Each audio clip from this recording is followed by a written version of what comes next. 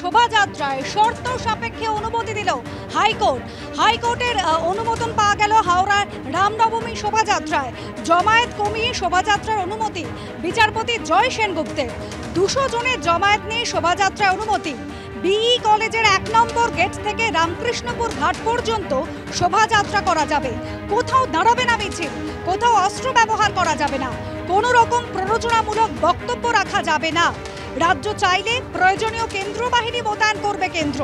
দুপুর 3টে থেকে সন্ধ্যে 6টা পর্যন্ত শোভাযাত্রা করতে পারবে বিশ্ব হিন্দু পরিষদ। রামের মূর্তি ব্যবহারের জন্য শোভাযাত্রায় একটি গাড়ি রাখার অনুমতিও দেওয়া হয়েছে, এমনই নির্দেশ মাননীয় বিচারপতি জয় সেনগুপ্ত। 21শে জুলাই একই রুটে একই শর্তে আরও একটি সংগঠনকে শোভাযাত্রার অনুমতি দেওয়া হয়েছে। বিচারপতি জয় সেনগুপ্ত তার নির্দেশে বলেছেন যে 200 জনকে নিয়েই মিছিল করতে পারা যাবে এবং ওই রুট, যে রুটটা আমরা চেয়েছিলাম সেই রুটটাই মহামান্য আদালত এবং বিচারপতি আমাদেরকে সেটাই পারমিট করেছেন। আমাদের এই মিছিলে 5 জনের নাম আমাদের জানাতে হবে প্রশাসনের কাছে। তারা দায়িত্ব নিয়ে থাকবেন যাতে এই মিছিলটাকে সুষ্ঠুভাবে এবং সম্পূর্ণভাবে নিয়ম নীতি, যেটা আদালত বলেছেন, কোনো আর্মস ক্যারি করা যাবে না, কোনো রকম অযথা উত্তেজিত করা যাবে না এবং কোনো রকম অ্যাবিউজিভ ওয়ার্ডস ইউজ করা যাবে না। সেটা আমরা কোনো দিন করতামও নয়, তার কারণ আমাদের কন্ডিশনে আমরা বলেই দিয়েছিলাম এগুলো করা হবে না। একটা ধর্মীয় মিছিলে তো এই ধরনের জিনিস হয় না। আর এই রামনবমী নিয়ে এর আগে অশান্তির আশঙ্কা করেছেন মুখ্যমন্ত্রী মমতা বন্দ্যোপাধ্যায়। একেবারে নিশানা করেছেন বিজেপিকে।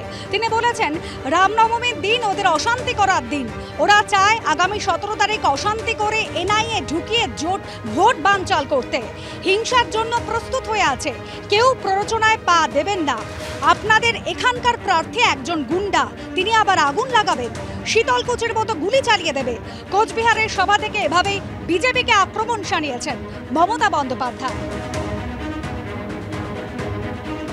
দাঙ্গাও করতে পারে, দাঙ্গা করার জন্য রেডি হয়ে আছে। প্লিজ দয়া করে কেউ দাঙ্গায় যাবেন না। আপনাকে যদি গালিও দেয়, আমি কি বলতে চাইছি আপনারা বুঝতে পারছেন? কারণ আপনাদের এখানকার যিনি প্রার্থী, তিনি কলমে একজন বড় গুন্ডা সর্দার, গুন্ডাদের মাফিয়াদার। সর্দার কথাটা আমি উইথড্র করলাম, গুন্ডার মাফিয়াদার। তিনি কিন্তু আবার আগুন লাগাবেন, তিনি কিন্তু আবার ওই গুলি চালিয়ে দেবে আগেরবার শীতলকুচির মতো। আমি সংখ্যালঘু ভাই বোনদের বলবো, যদি দেখেন স্লোগান দিচ্ছে 17 তারিখ ওটা ওদের দাঙ্গা করার দিন, আমি মনে করি ওটা মানুষের সম্মানের দিন হোক, ঐক্যের দিন হোক। গালাগালি দিলেও মাথা ঠান্ডা করে আল্লাহর নামে প্রে করবেন, ওদের বিদায় চাইবেন, কিন্তু কেউ কোনো প্ররোচনায় পা দেবেন না। আমাদের শান্তি রক্ষা করতে হবে।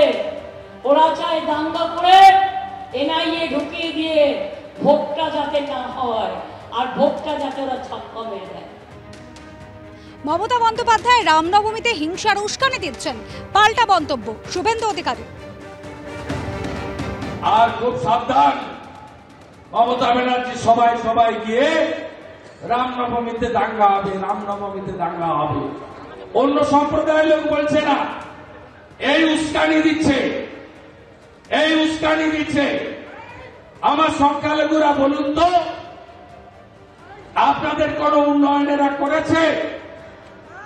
উন্নয়ন করেনি।